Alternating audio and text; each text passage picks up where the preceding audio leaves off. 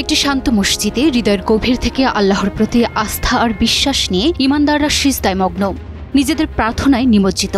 কিন্তু এক নিমিষেই সব বদলে যায়। আকাশ ফুঁড়ে নেমে আসে আগুনের লেলিহান শিখা। নিরাপদ আশ্রয় ভেবে যারা এসেছিল আল্লাহর ঘরে, তাদেরই সিজদা রক্তে রঞ্জিত হয়ে গেল নির্মম এক ড্রোন হামলায়। কেউ তখনও শেষ রাকাতে, কেউ শেষ দোয়ায়। জানত না এটাই জীবনের শেষ সিজদা। বিস্ফোরণের শব্দ ছাপিয়ে গিয়েছে মসজিদের মিনার, আর চিরতরে থেমে গেছে শত শত মুমিনের হৃদস্পন্দন। নিশুতি ভোরে যখন মসজিদে মানুষ ফজরের নামাজে মুখর, তখনই আকাশ থেকে নামে মৃত্যু।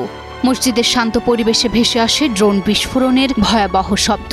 মুহূর্তেই চারপাশে ছড়িয়ে পড়ে রক্ত আর কান্না। আফ্রিকার যুদ্ধ বিধ্বস্ত দেশ সুদানের দারফুর অঞ্চলে এক মসজিদে ফজরের নামাজ চলাকালীন ভয়াবহ ড্রোন হামলায় অন্তত ৭৮ জন মুসল্লি নিহত হয়েছেন। স্থানীয় জ্যেষ্ঠ স্বাস্থ্য কর্মকর্তার বরাতে এই হৃদয় বিদারক তথ্য জানা গেছে।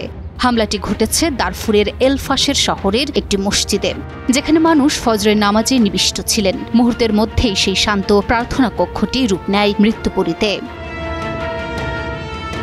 এই নির্মম আক্রমণের জন্য সন্দেহের তীর যাচ্ছে প্যারামিলিটারি র্যাপিড সাপোর্ট ফোর্সের দিকে, যদিও সংগঠনটি এখনো কোনো দায় স্বীকার করেনি কিংবা অস্বীকারও করেনি।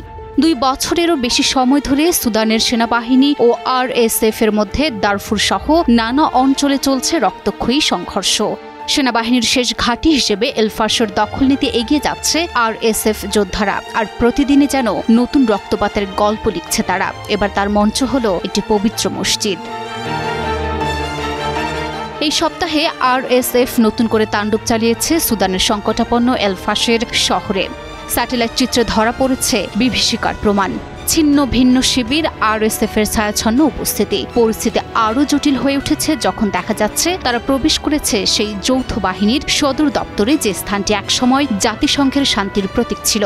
আমি বুঝি নির্মাণের শিল্প, সালাম স্টিল বোঝে durability. Salam steel, most durable steel. Yale বিশ্ববিদ্যালয়ের মানবিক গবেষণা ল্যাব বলছে এলাকা এখন কার্যত তাদের নিয়ন্ত্রণে, যদিও চূড়ান্ত দখলের বিষয়ে এখনো ধোঁয়াশা রয়েছে। এদিকে সুদানের পশ্চিমাঞ্চলের গুরুত্বপূর্ণ শহর এলফাশার এখন RSF এর নিশানায়। আর মাত্র এক ধাপ আর সেনাবাহিনীর বিমানবন্দর ও ডিভিশন সদর দপ্তর চলে যাবে সোজাসুজি RSF এর ফায়ারিং রেঞ্জে। HRL সতর্ক করেছে, তাৎক্ষণিক সামরিক শক্তি বৃদ্ধি না হলে শহরটি হারাতে যাচ্ছে সুদানের সেনাবাহিনী। আর একবার যদি এলফাশার পতন হয়, তবে RSF এর হাতে পড়বে পশ্চিম সুদান। সেনাবাহিনীর নিয়ন্ত্রণ সীমিত থাকবে কেবল উত্তর ও পূর্বে। আর এরকমটা হলে দেশের হৃদয় থেকে ছিঁড়ে যাবে তার দেহ। এটা সুদানের ভৌগোলিক ও রাজনৈতিক মানচিত্র একটি চরম পরিবর্তনের সংকেত, আর তার প্রতিধ্বনি শোনা যাচ্ছে রক্তে রাঙানো বাতাসে। চিকিৎসা সূত্র বলছে প্রাণ গেছে অন্তত ৭৮ জনের, আহত প্রায় ২০। কিন্তু সেই সংখ্যাও কেবল আনুষ্ঠানিক হিসাব। মসজিদের পাশে কাফন আর কম্বলে মোড়ানো ৩০টিরও বেশি মৃতদেহ নিঃশব্দ সাক্ষী হয়েছে এই নারকীয়তার। এ যেন কেবল একটি হামলা নয়, বরং একটি জাতির উপর আরেকবার রক্তাক্ত ইতিহাসের পুনরাবৃত্তি। Desk report, news 24।